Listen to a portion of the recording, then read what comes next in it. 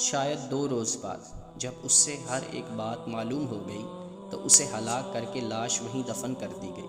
سورج طلوع ہو چکا تھا جب مثنہ بن حارثہ خالد رضی اللہ عنہ کو یہ رواداد سنا رہا تھا۔ تعداد کا اندازہ کیا ہے؟ خالد رضی اللہ عنہ نے پوچھا۔ صحیح اندازہ مشکل ہے ابن ولید، مثنہ نے کہا۔ ہماری اور ان کی تعداد کا تناسب وہی ہے جو پہلے تھا، وہ ہم سے 4 گنا نہیں تو 3 گنا یقیناً زیادہ ہے۔ خالد رضی اللہ عنہ نے اپنی فوج کو روکا نہیں تاکہ وقت ضائع نہ ہو اور دشمن کو بے خبری میں جا لے۔ انہوں نے چلتے چلتے اپنے سالاروں سے مشورے لیے، خود سوچا اور احکام دیے۔ ان عربوں کے متعلق آتش پرستوں کے سب سے زیادہ جرری اور تجربہ کار سالار ہرمز نے کہا تھا کہ یہ لوگ صحرا کے رہنے والے ہیں اور صحرا میں ہی لڑ سکتے ہیں۔ ہرمز نے یہ بھی کہا تھا کہ وہ انہیں دجلہ اور فرات کے اس علاقے میں لڑائے گا جس میں درخت، جھاڑیاں، گھاس اور کہیں